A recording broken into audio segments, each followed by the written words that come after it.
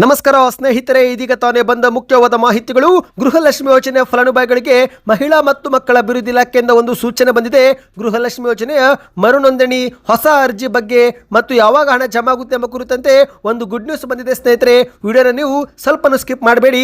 ಮತ್ತೊಂದೆಡೆಯಲ್ಲಿ ಗೃಹಲಕ್ಷ್ಮಿ ಗೃಹಜ್ಯೋತಿ ಯೋಜನೆ ಬೆನ್ನಲ್ಲೇ ಅನ್ನಭಾಗ್ಯ ಯೋಜನೆಗೂ ಕೂಡ ಪರಿಷ್ಕರಣೆ ಮಾಡಲು ಮುಂದಾದ ಸರ್ಕಾರ.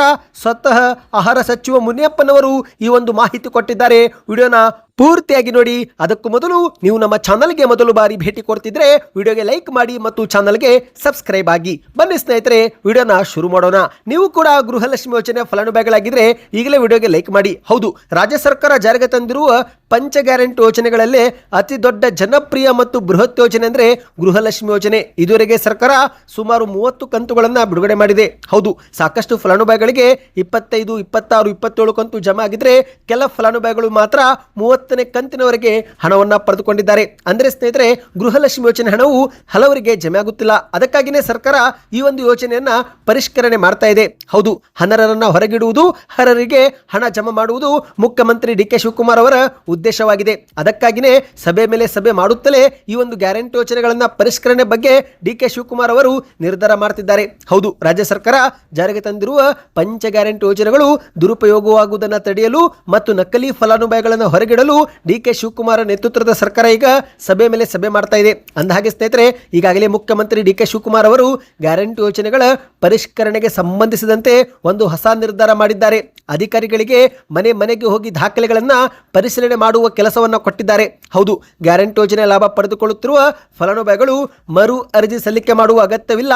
ಆದರೆ ಅಧಿಕಾರಿಗಳೇ ಮನೆ ಬಾಗಿಲಿಗೆ ಭೇಟಿ ಕೊಟ್ಟು ದಾಖಲೆಗಳನ್ನ ಪರಿಷ್ಕರಿಸಲಿದ್ದಾರೆ. ಅಂದ್ರೆ ಸ್ನೇಹಿತರೆ, ನಿಮ್ಮ ಒಂದು ಆಧಾರ್ ಕಾರ್ಡು, ಪತಿಯ ಹೆಸರಿನ ದಾಖಲೆಗಳು, ವಾಸಸ್ಥಳ ಪ್ರಮಾಣ ಪತ್ರ, ಪಡಿತರ ಚೀಟಿಯ ಸಂಖ್ಯೆ, ವೋಟರ್ ID, ಆಧಾರ್ ಕಾರ್ಡು, ಜಾತಿ ಆದಾಯ ಪ್ರಮಾಣ ಪತ್ರ, ಈ ರೀತಿಯಾದ ಒಂದು ಕೆಲ ಮಾಹಿತಿಗಳನ್ನು ಪಡೆದುಕೊಳ್ಳಲಿದ್ದಾರೆ. ಅಷ್ಟು ಮಾತ್ರವಲ್ಲ ಸ್ನೇಹಿತರೆ, ನಿಮ್ಮ ಕುಟುಂಬದಲ್ಲಿ ಯಾರಾದರೂ ಸರ್ಕಾರಿ ನೌಕರರು ಇದ್ದಾರೋ ಅಥವಾ IT GST ಏನಾದರೂ ನಿಮ್ಮ ಒಂದು ಕುಟುಂಬದಲ್ಲಿ ಪಾವತಿ ಆಗುತ್ತಿದೆಯೋ ಈ ಬಗ್ಗೆಯೂ ಕೂಡ ಮಾಹಿತಿಯನ್ನು ಪಡೆದುಕೊಳ್ಳಲಿದ್ದಾರೆ. ಒಂದೊಮ್ಮೆ ಈ ಬಗ್ಗೆ ಮಾಹಿತಿ ಗೊತ್ತಾದ್ರೆ, ಖಚಿತವಾದರೆ ಆಗ ನಿಮ್ಮ ಗ್ಯಾರಂಟಿ ಯೋಜನೆಗಳು ಬಂದಾಗಲಿದೆ. ಹೌದು ಗೆಳೆಯರೆ, ಇದೊಂದು ಮುಖ್ಯವಾದ ಮಾಹಿತಿಯಾಗಿದೆ. ಫಲಾನುಭವಿಗಳು ಕಡ್ಡಾಯವಾಗಿ ಅಸಲಿ ದಾಖಲೆಗಳನ್ನು ನೀಡಬೇಕಾಗಿದೆ.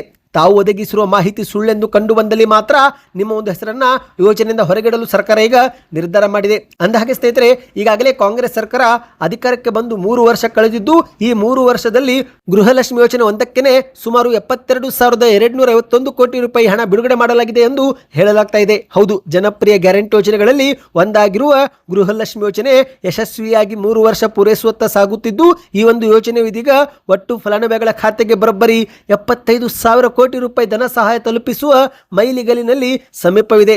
ಸರ್ಕಾರ ಬಿಡುಗಡೆ ಮಾಡಿರುವ ಇತ್ತೀಚಿನ ಅಂಕಿಅಂಶ ಪ್ರಕಾರ 2026-27ನೇ ಸಾಲಿನ ವೇಳೆಗೆ 1,30,000 ಫಲಾನುಭವಿಗಳನ್ನು ಈ ಒಂದು ಯೋಜನೆ ಪಡೆದುಕೊಂಡಿದೆ. ಹೌದು ಗೆಳೆಯರೆ, ಆರಂಭದ ದಿನದಿಂದ ಇಲ್ಲಿಯವರೆಗೆ ಒಟ್ಟಾರೆಯಾಗಿ 72,251 ಕೋಟಿ ರೂಪಾಯಿ ಹಣವನ್ನು ಮಹಿಳೆಯರ ಬ್ಯಾಂಕ್ ಖಾತೆಗೆ ಜಮೆ ಮಾಡಲಾಗಿದೆ.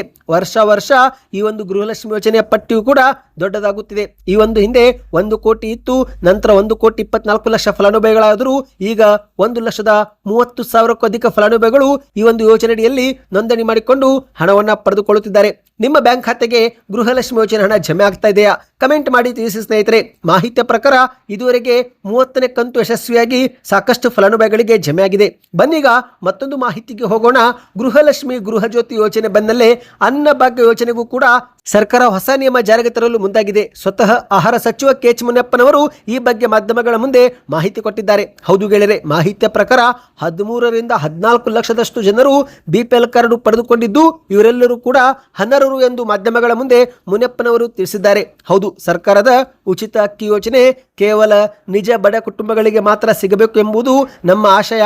ಇನ್ನು ಪ್ರಸ್ತುತದಲ್ಲಿ ಕರ್ನಾಟಕದಲ್ಲಿ 13ರಿಂದ 14 ಲಕ್ಷದಷ್ಟು ಜನರು ಆರ್ಥಿಕವಾಗಿ ಸಬಲರಾಗಿದ್ದರೂ ಕಾನೂನು ಬಾಹಿರವಾಗಿ BPL ಕಾರ್ಡು ಪಡೆದುಕೊಂಡಿದ್ದಾರೆ. ಇಂತಹ ಅನರ್ಹರನ್ನು ಗುರುತಿಸಿ ಸದ್ಯದರಲ್ಲೇ ಅವರ ಕಾರ್ಡು ರದ್ದು ಮಾಡುತ್ತೇವೆ ಎಂದು ಮಾಧ್ಯಮಗಳ ಮುಂದೆ ಸ್ಪಷ್ಟನೆ ಕೊಟ್ಟಿದ್ದಾರೆ. ಅಂದಹಾಗೆ ಸ್ನೇಹಿತರೆ, ಈ ಒಂದು ಹಿಂದಿನ ಸರ್ಕಾರ ಅನರ್ಹರಿಗೆ ಸ್ವಯಂ ಪ್ರೇರಿತವಾಗಿ ಬಿಪಿಎಲ್ ಕಾರ್ಡ್ ಒಪ್ಪಿಸಿ ಎಪಿಎಲ್ ಕಾರ್ಡ್ಗೆ ಬದಲಾಯಿಸಿಕೊಳ್ಳುವ ಅವಕಾಶ ಕೊಟ್ಟಿತ್ತು. ಆದರೆ ಈಗ ಸ್ವತಃ ಆಹಾರ ಇಲಾಖೆ ಅನರ್ಹರ ಸಂಪೂರ್ಣ ಮಾಹಿತಿಯುಳ್ಳ ವರದಿಯನ್ನು ಸಿದ್ಧಪಡಿಸಿದ್ದು ಶೀಘ್ರದಲ್ಲೇ ಅಂತಿಮ ಆದೇಶ ಹೊರಬೀಳಲಿದೆ. ಈ ಒಂದು ಪರಿಷ್ಕರಣೆಯಿಂದಾಗಿ ಸರ್ಕಾರದ ಬೊಕ್ಕಸಕ್ಕೆ ಕೋಟ್ಯಾಂತರ ರೂಪಾಯಿ ಇನ್ನು ಮುಂದೆ ಉಳಿತಾಯವಾಗಲಿದ್ದು ನಿಜವಾದ ಬಡವರಿಗೆ ಯೋಜನೆ ತಲುಪಿಸಲು ಇದು ಸಹಕಾರಿಯಾಗಲಿದೆ ಎಂಬುದು ಆಹಾರ ಇಲಾಖೆಯ ಲೆಕ್ಕಾಚಾರವಾಗಿದೆ. ಈ ಬಗ್ಗೆ ಆಹಾರ ಸಚಿವ ಕೆ.ಎಚ್. ಮುನಿಯಪ್ಪನವರು ಮಾಧ್ಯಮಗಳ ಮುಂದೆ ಮಾಹಿತಿ ಕೊಟ್ಟಿದ್ದಾರೆ. ಒಟ್ಟಿನಲ್ಲಿ ಸ್ನೇಹಿತರೆ, ಅನ್ನ ಭಾಗ್ಯ ಯೋಜನೆಗೂ ಕೂಡ ಬಿಗಿ ನಿಯಮ ಜಾರಿಗೆ ತರಲು ಈಗ ಸರ್ಕಾರ ಮುಂದಾಗಿದೆ. ಮಾಧ್ಯಮಗಳ ಮುಂದೆ ಕೆ.ಎಚ್. ಮುನಿಯಪ್ಪನವರು ಈ ಬಗ್ಗೆ ಮಾತನಾಡಿದ್ದು, ಶೀಘ್ರವೇ ಆಹಾರ ಇಲಾಖೆಗೆ ಸಂಬಂಧಿಸಿದಂತೆ ಒಂದು ಪ್ರತ್ಯೇಕ ಸಭೆ ಕರೆದು ಈ ಒಂದು ವಿಷಯದಲ್ಲಿ ಚರ್ಚೆ ಮಾಡುತ್ತೇನೆ. ಸದ್ಯಕ್ಕೆ ಅನ್ನ ಭಾಗ್ಯದ ಪರಿಷ್ಕರಣೆ ಮಾತ್ರ ನಮ್ಮ ಮುಂದಿರುವ ಪ್ರಮುಖ ವಿಷಯ ಎಂದು ಮಾಧ್ಯಮಗಳ ಮುಂದೆ ಹೇಳಿದ್ದಾರೆ. ಸ್ನೇಹಿತರೆ, ಸದ್ಯಕ್ಕೆ ಇಷ್ಟೇ ಇತ್ತು. ಮಾಹಿತಿ ಇಷ್ಟವಾಗಿದ್ದರೆ ಚಾನಲ್ಗೆ ಸಬ್ಸ್ಕ್ರೈಬ್ ಮಾಡಿಕೊಳ್ಳಿ. ಹೆಚ್ಚಿನ ಮಾಹಿತಿ ಬೇಕಂದ್ರೆ ವಿಡಿಯೋಗೆ ಲೈಕ್ ಮಾಡಿ, ಸಪೋರ್ಟ್ ಮಾಡಿ.